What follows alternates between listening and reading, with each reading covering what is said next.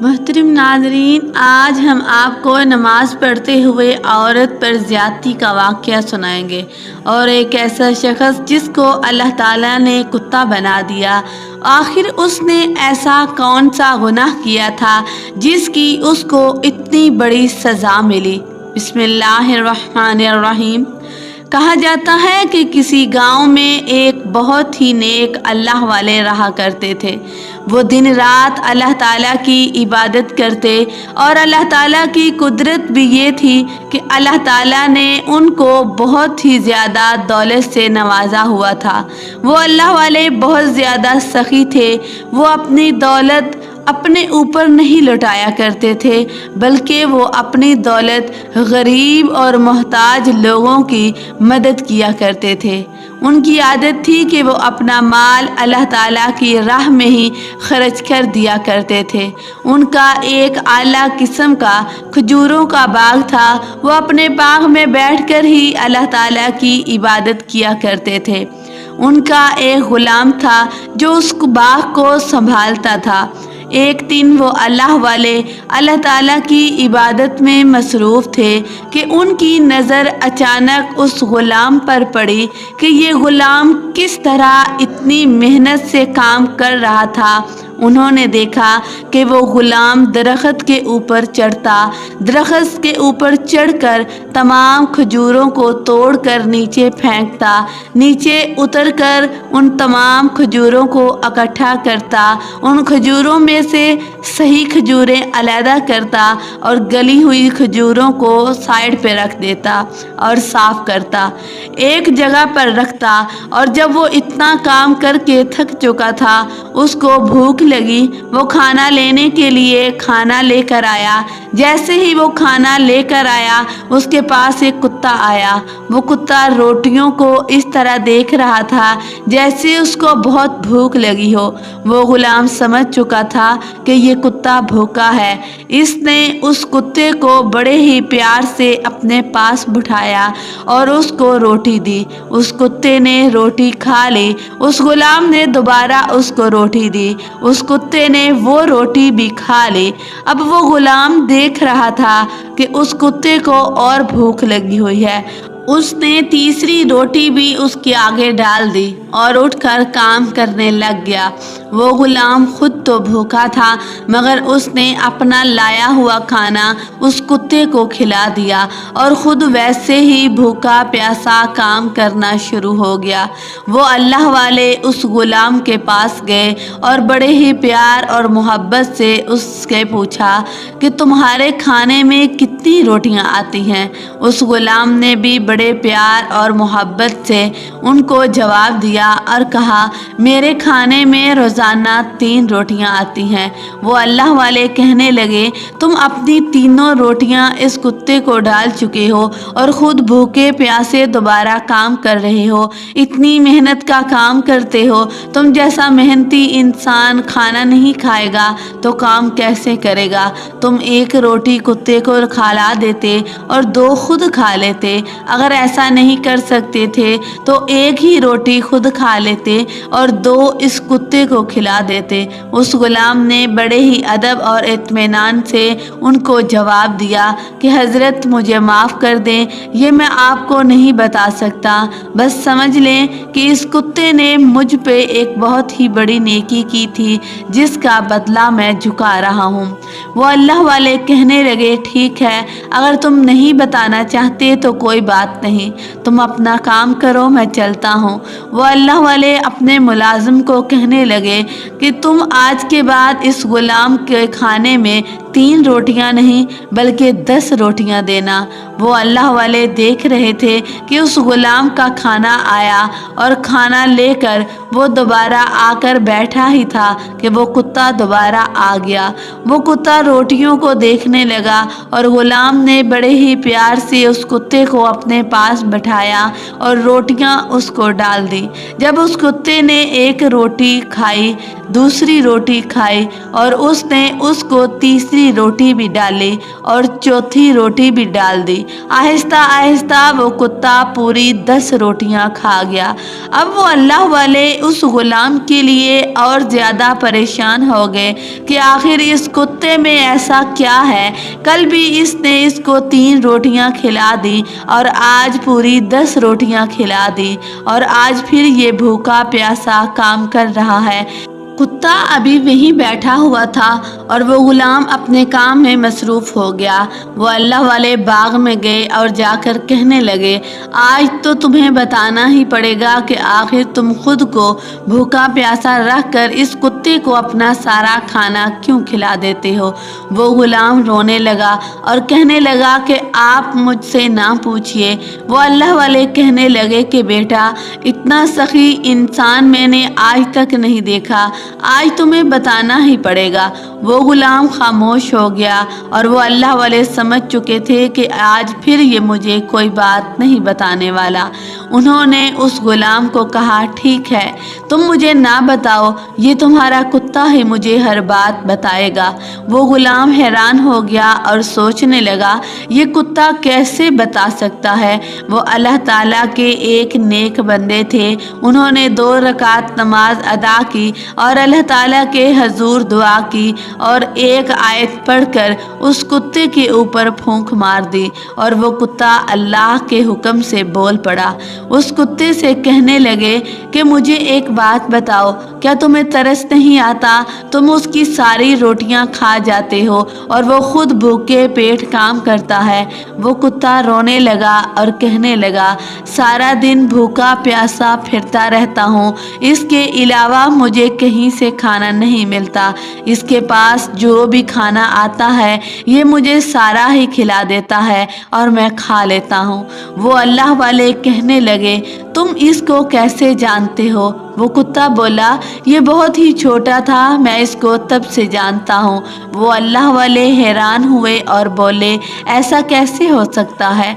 वो कुत्ता बोला, आपका ये गुलाम मेरा बेटा है। वो अल्लाह वाले एकदम हैरान हो गए और उनके मुंह से बेसाख्ता निकला, अल्लाह अकबर, तुम ये क्या कह रहे हो? वो कुत्ता रोने लगा और कहने लगा, मैं अपने गुनाहों की सज़ा भुगत रहा हूँ। मुझ पर अल्लाह ताला की लानत और उसका कहर नाज़िल हुआ, जिसकी वजह से आज मैं इस हाल में हूँ। वो अल्लाह वाले कहने लगे, ऐसा कौन सा गुनाह कर दिया तुमने जिसकी तुमको इतनी बड़ी सज़ा मिली कि अल्लाह ताला ने तुम्हें इंसान से एक कुत्ता बना दिया? वो कुत्ता कहने लगा कि हज़रत, मैं बहुत ही अमीर इंसान था, दुनिया की सारी आसाइशें मेरे पास थी, शादीशुदा होने के बावजूद भी मैं जिना किया करता था।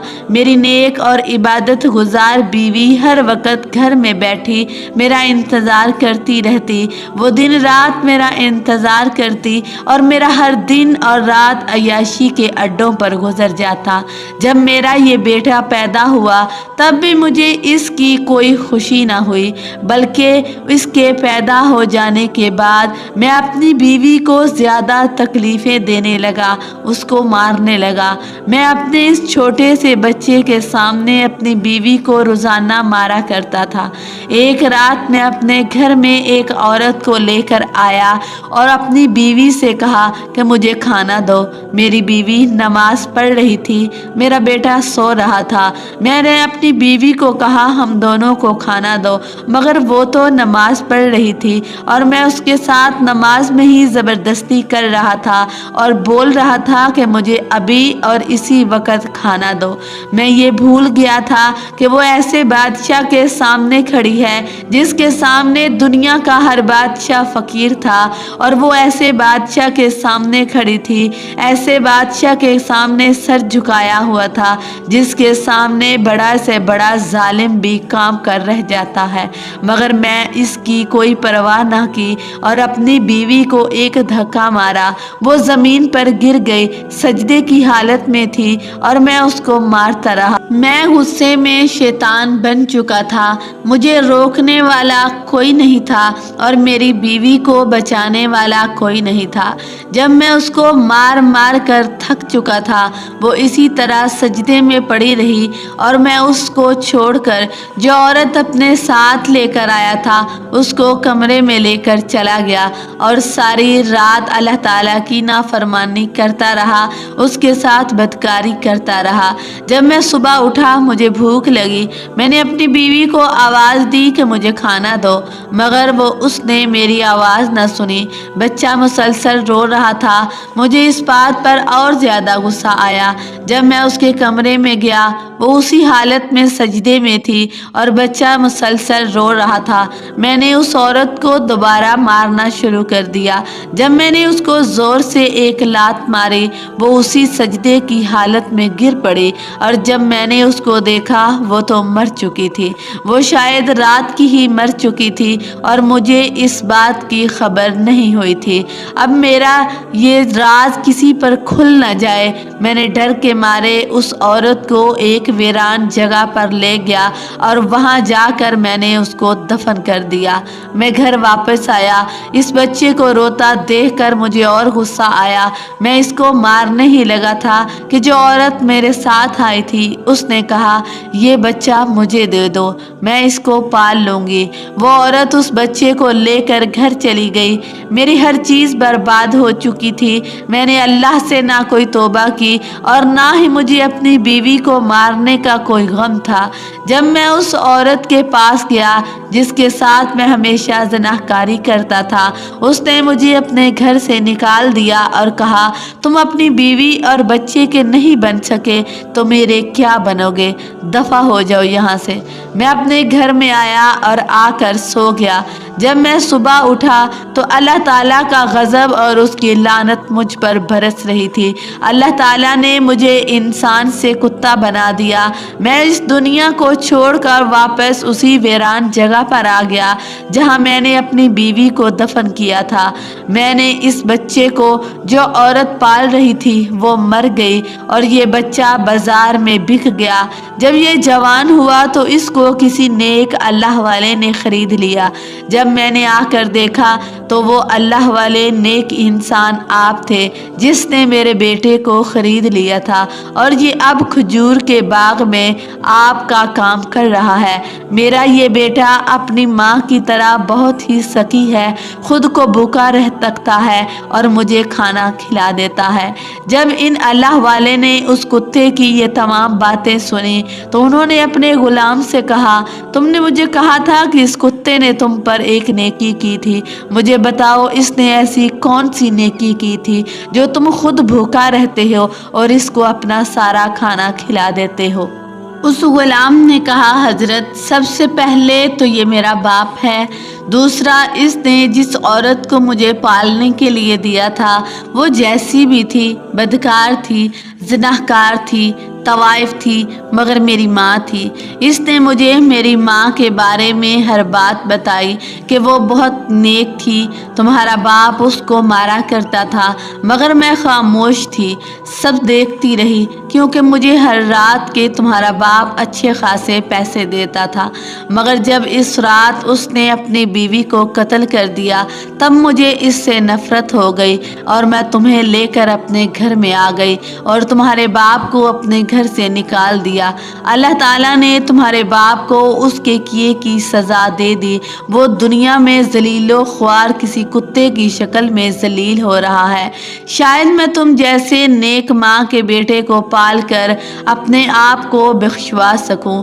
وہ آخری وقت بھی مجھے یہی کہتی رہی بیٹا ہمیشہ سخی بننا، کسی کو تکلیف نہ دینا، بس یہی وجہ ہے کہ میں اپنے باپ کا احسان مانتا ہوں۔ یہ سارا واقعہ سن کر اللہ والے کی آنکھوں میں آنسو آ گئے اور کہنے لگے تمہارے باپ نے تمہاری ماں کے ساتھ انتہا کی زیادتی کر دی، وہ اس پر بہت ظلم کرتا رہا اور آج تم خود بھوکا رہ کر اس کو کھانا کھلا دیتے ہو۔ تم جیسا سخی انسان میں نے آج تک نہیں دیکھا۔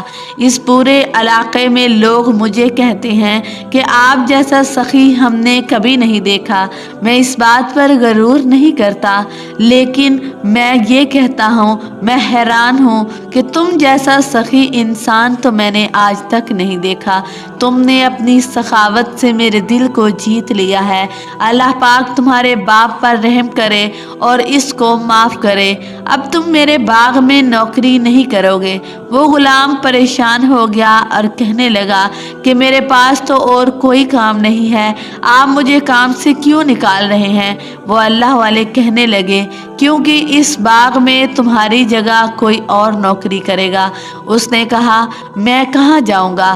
وہ اللہ والے کہنے لگے کہ تم اس باغ کے نوکر نہیں بلکہ اس باغ کے مالک بنو گے۔ وہ اللہ والے وہی سجدے میں سر رکھ کر اس کے باپ کے لیے دعا کرنے لگے کہ یا اللہ تو اس کو اس کے کیے کی سزا تو دے چکا ہے، اب اس کو معاف کر دے اور ایک نیک انسان بنا دے۔ انہوں نے اللہ والے نے اس کے لیے بہت زیادہ دعائیں کی مگر ان کی دعا قبول نہ ہوئی۔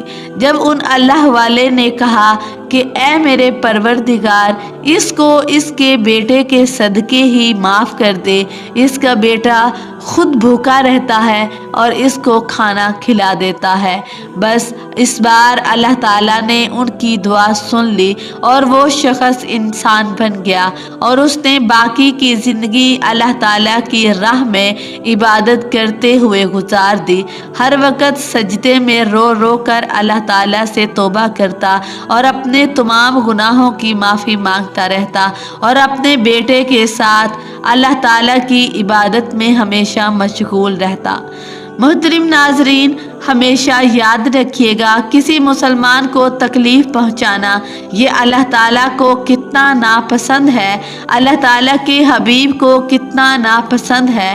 حضرت محمد صلی اللہ علیہ وآلہ وسلم فرماتے ہیں من آذا مسلمن، جس نے کسی مسلمان کو تکلیف پہنچائی، من آذانی، اس نے مجھے تکلیف پہنچائی، اور جس نے مجھے تکلیف پہنچائی اس نے اللہ تعالیٰ کو تکلیف پہنچائی۔ اللہ پاک سے دعا ہے اللہ پاک ہماری زبان اور ہاتھ سے کبھی کسی کو تکلیف نہ پہنچے، آمین۔